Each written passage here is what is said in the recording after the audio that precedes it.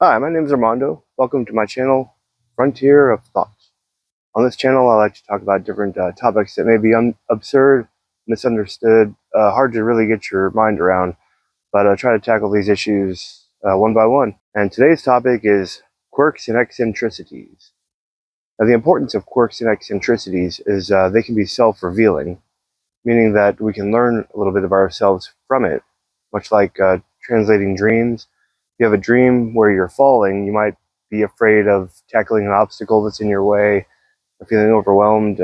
Also, having a dream about drowning can kind of feel like you're overwhelmed and just getting hard to deal with life. Too much pressure on you at the moment. But onto my disclaimer, I'm not a psychologist. I have absolutely no training in the capacity of psychology or therapy, so that's my disclaimer. I've made a list today of my personal quirks and eccentricities, and I encourage you along to make one of your own.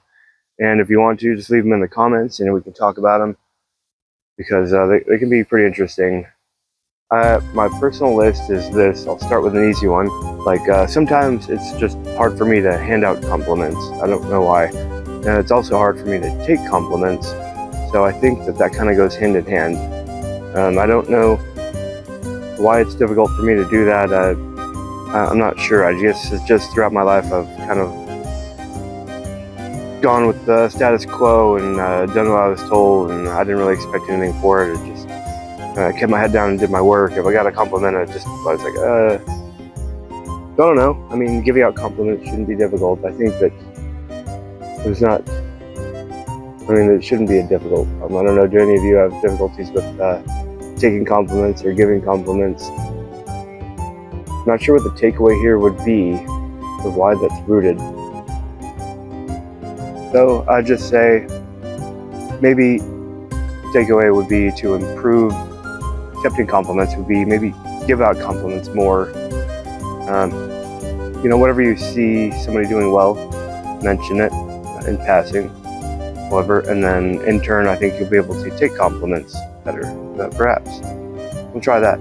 Second on my list is whenever I'm driving and I'm passing somebody or somebody's passing me, even though they're feet away from me in the next lane over, the passing lane, oncoming traffic, I always put my hand inside the vehicle. Like, I'm afraid of leaving my fingers outside, even my pinky, because I'm afraid that the car might tear off my fingers or something like that. It's kind of silly sounding, but at the same time, I always find myself doing that whenever I'm passing a vehicle. I'm like, better bring my fingers in. I don't want them getting cut off. I think that's because I watched Mad Max at a young age, and there was a scene in the first one where the biker gang is chasing after the main character's, Mad Max's wife, and one of them has a chain around his wrist, and what he does is, as she's passing in her vehicle, he whips it and he gets caught on her luggage rack on top of her station wagon, and wound up getting pulled clean off. And I guess that left an impression as a young lad that I was like, uh-oh, that's a potential. That's something that could happen to me. I don't want that to happen to me. I don't want to lose a hand or a finger or anything. I want to keep all my digits and everything on me. That image just stayed with me. So not much of a takeaway. I just fear losing appendages. Let's not let that happen. Avoid that at all costs. Looks like we're officially entering fall. Hope everybody had a good Halloween, celebrated safely, and everyone's okay. And daylight savings time just happened last night. So it's getting brown already. I live next to a park, and it's pretty nice out here in the Midwest. Number 3 on my list is fear of having my back to the door.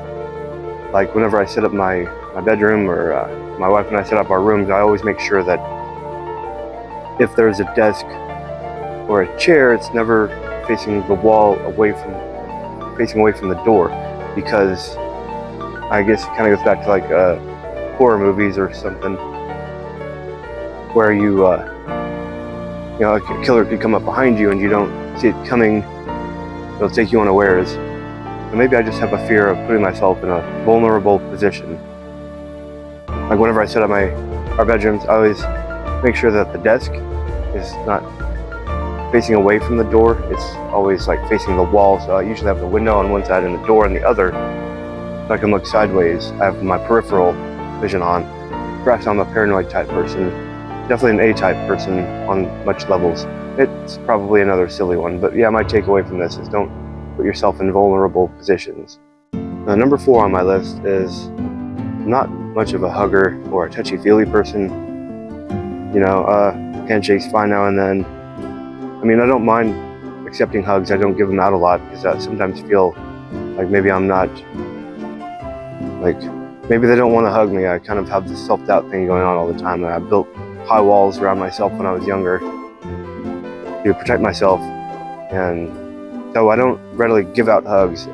I don't always feel like maybe the person wants me to hug them. I don't always feel like it's welcome or warranted. I'm not sure, maybe it goes hand in hand with my first one, giving and taking compliments.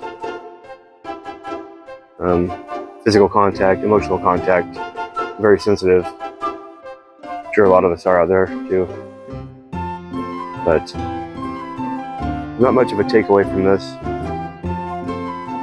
Just allow yourself to be open, allow yourself to be vulnerable, because you can actually get rewarded by doing so. I know growing up, I would watch Edward Scissorhands. That was a movie about a man who was born with scissors for hands, and it was hard for him to touch people physically, obviously. He didn't want to cut them. That might have left an impression on me. I guess all these movies have made impressions on me growing up. Another movie might have been Roxy Carmichael, Welcome Home, Roxy Carmichael, starring Winona Ryder, approximately 88, 89. She was also dressed in black and kept people at a distance, and emotionally, personally, physically. That's another one that might have left an impression. And maybe my problem is I just have watched too many movies, and they've left indelible marks on me and created this monster you see before you. I used to have a fear of being vulnerable and getting hurt. Everyone does. If you don't, you're probably a psychopath with no feelings. The takeaways are: try to be more complimentary to people, accept compliments and give them. Don't lose your appendages, but don't lose any sleep over it either. Don't let yourself be vulnerable. And try to be more open to people and maybe be more emotionally vulnerable, which will probably help you in the long run. As well, Election Day is Tuesday, so make sure you get out there and vote.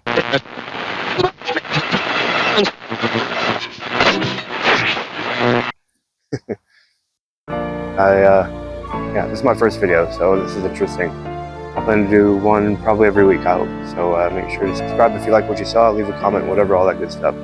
Later.